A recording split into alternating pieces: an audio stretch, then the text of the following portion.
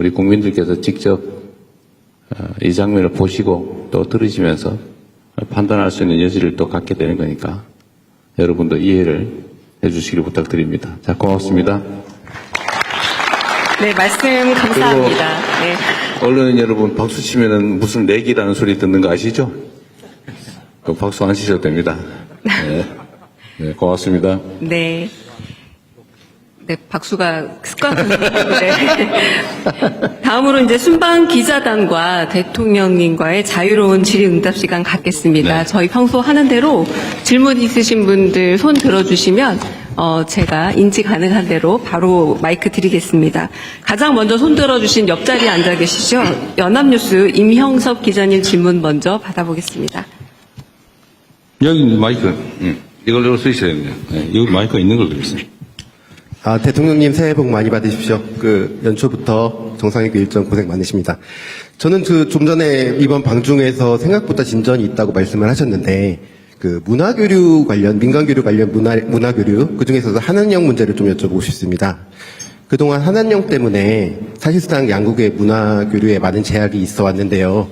이번 정상회담을 계기로 조금 이 부분에 개선될 조짐을 좀 느끼셨는지, 그리고 우리 국민들이 구체적으로 어느 시기 정도가 되면 좀 가시적인 성과를 조금 볼 수 있을 걸로 기대하고 계신지 이 부분 질문 드리겠습니다.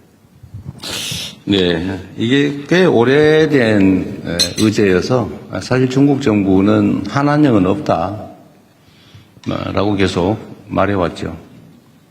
그런데 이번에는 좀 표현이 다른 점들이 있었습니다.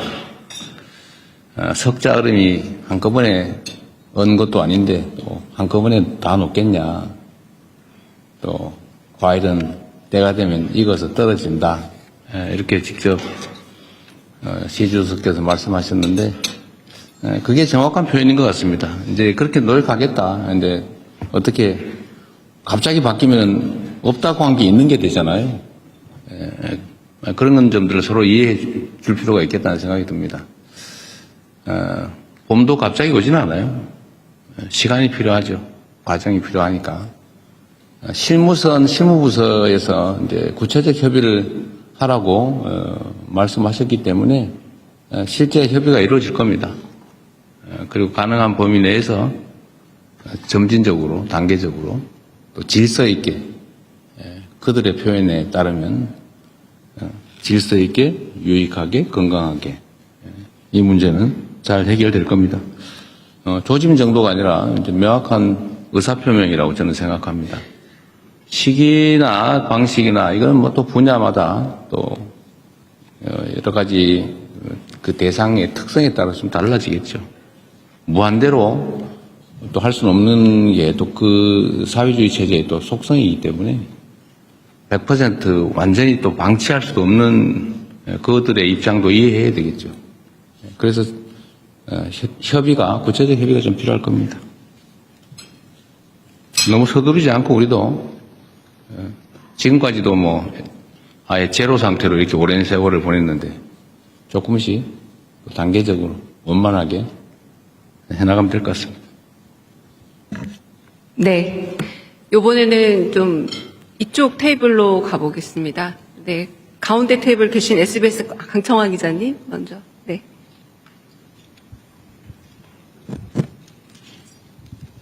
예, SBS 강청환 기자라고 합니다.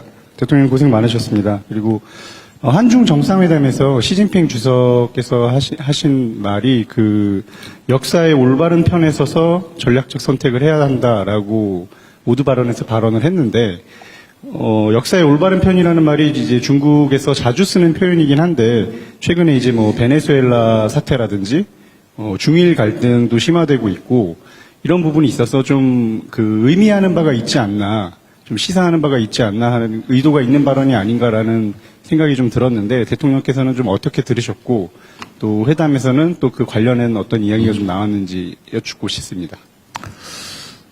저는 그 말씀을 공자 말씀으로 들었죠. 착하게 잘 살자. 뭐 그런 의미로 저는 이해했습니다.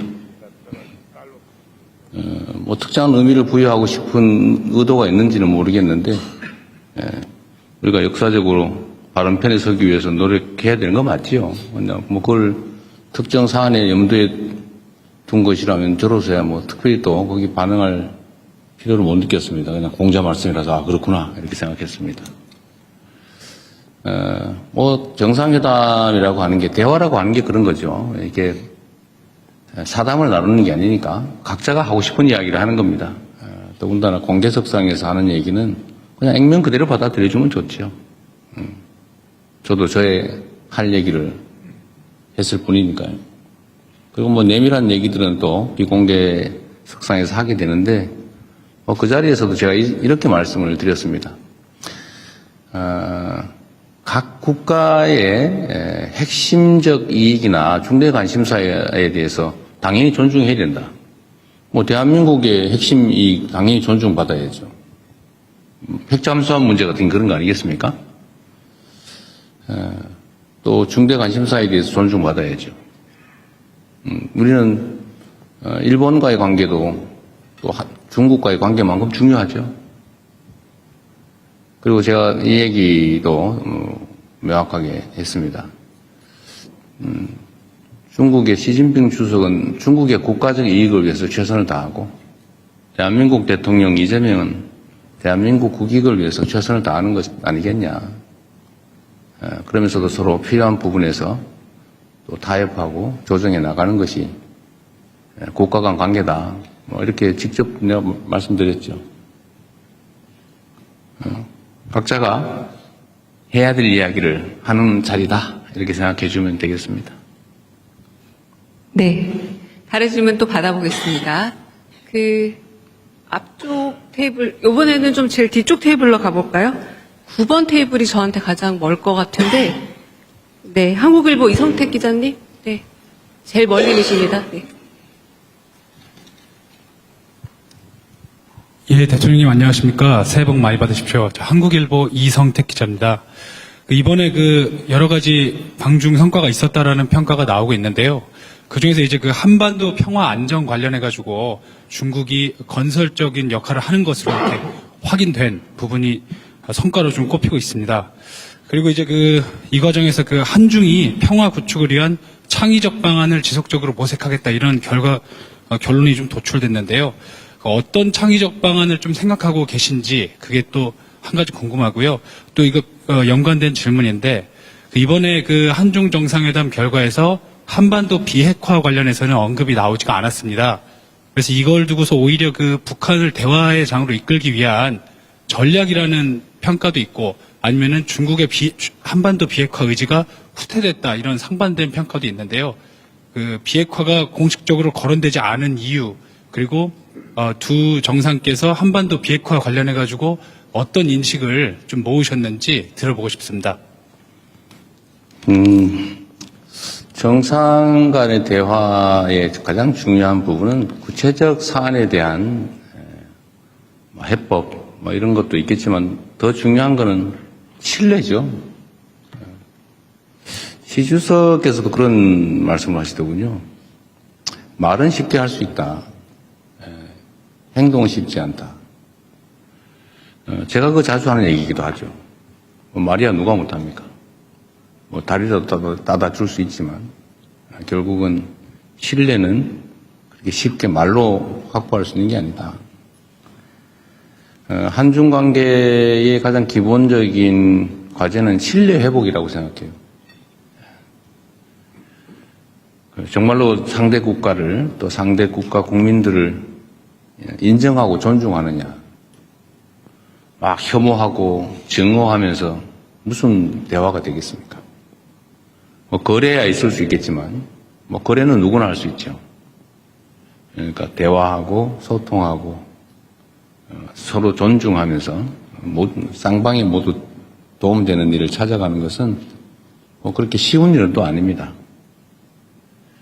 국가 간 관계라고 하는 것도 차이가 있지요. 다른 점도 있고 서로 마음에 안 드는 점도 있고 또 공통의 과제도 있고 또 서로 함께 좋아하는 점도 있겠죠.